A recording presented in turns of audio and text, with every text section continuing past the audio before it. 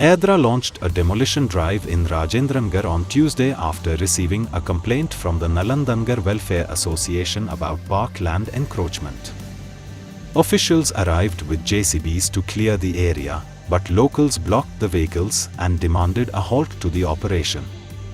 Tensions rose as an argument broke out between the Hydraa personnel and residents. The situation remains tense as the drive continues. Follow us for more news updates.